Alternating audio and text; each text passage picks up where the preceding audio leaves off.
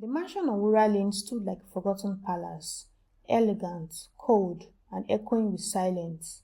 Amaraeze had lived alone for 3 years since her father passed and left her with everything, from the vintage paintings on the wall to the imported marble floors. The wealth he left her wrapped around her like perfume, always present, always sharp. But no amount of luxury filled the aching quiet that crept in every night when the staff went home, and the only sound left was the hum of the fridge and her own shallow breathing. But before we dive into this thrilling story, please do me a quick favor and hit the subscribe button if you are new here to join our growing family of story lovers. Now back to the story. Amara had stopped believing in love ever since her ex-fiancé chose her best friend over her. Every man who came up only wanted access, either to her body or her lifestyle or her bank account. So when her ceiling began to leak during a thunderstorm, she didn't expect the man's sense to fix it would stir something in her. He arrived with a worn toolbox and dusty boots. His name was Ikenna, tall, dark-skinned, and focused. He barely made eye contact as he inspected the ceiling, nodding only when spoken to. Something about him intrigued her. He wasn't the flashy type she was used to. There was no cologne, no designer chains, just hard muscle under a faded t-shirt and a calmness that felt honest. "Would you like some water?" she asked, watching him as he wiped sweat from his brow. He hesitated and nodded. "Yes, ma. Thank you." She smiled. "Don't call me ma, I'm not that old." That was how it began. The second time he came, it was the cabinet hinges. The third time, she called about a door that didn't really need fixing. By the fourth, they were sharing a plate of akara and pap on her marble kitchen counter. And by the sixth, he calloused her hand, brushed her cheek, and she let him kiss her. It was a slow, unexpected romance, or so she thought. Amara found herself drawn to his simplicity, the way he listened, the way he seemed unimpressed by her wealth. It felt refreshing, even healing. She told him things she hadn't told anyone, how her father's death left her spiraling, how money couldn't protect her from loneliness, how tired she was of being treated like a trophy.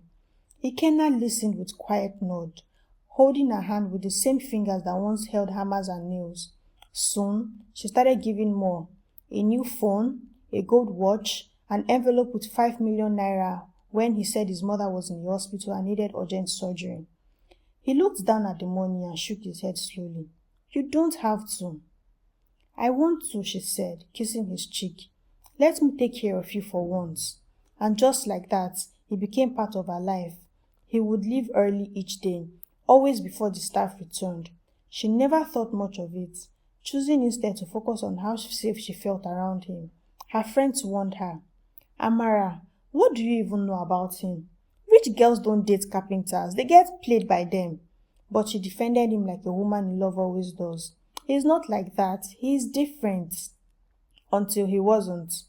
The first red flag came wrapped in a school receipt.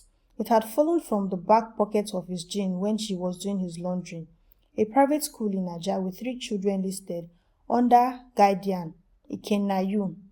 Amaka stood there for a very long time, staring at the names. Then she folded it back and slid it into her drawer. She said nothing. 2 weeks later, he claimed he had traveled to Imo to bury an uncle. Something about the way he avoided her eyes made her call one of her staff to follow him discreetly. That evening, she got pictures. He hadn't gone to Imo. He had gone to a small compound in Naija, where he held a woman by the waist as 3 children ran out screaming, "Daddy, Daddy." He laughed, kissed the woman on the lips, and handed her a sack of rice from the boot of his car. Amara stared at the pictures in silence. The pain didn't hit her all at once. It was slow, like an old wound being opened again. She didn't cry. She didn't scream. Instead, she shut off her phone, took a long bath, and planned.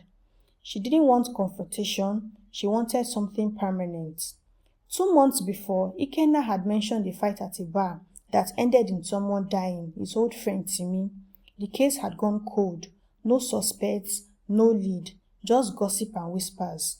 But Amara had money, and money could twist anything into the shape she needed. She made 2 phone calls, one to an old classmate who now worked with CID, another to her driver. She told him exactly where to plant a hammer in the back room of the old club where Timi was stabbed. It was a tool Ikenna had once left in her garage with his name scratched on the handle. It didn't take long. 3 weeks later, police arrived at Ikenna's apartment in Ajah. His wife fainted. His children clung to his legs. He shouted, cried, begged, but the evidence was there: the hammer, the anonymous tip, the circumstantial motive. By the end of the month, he was behind bars, awaiting trial. Amara never showed up to testify. She didn't have to. The evidence did all the work. 25 years. She watched the news from her bed, sipping tea.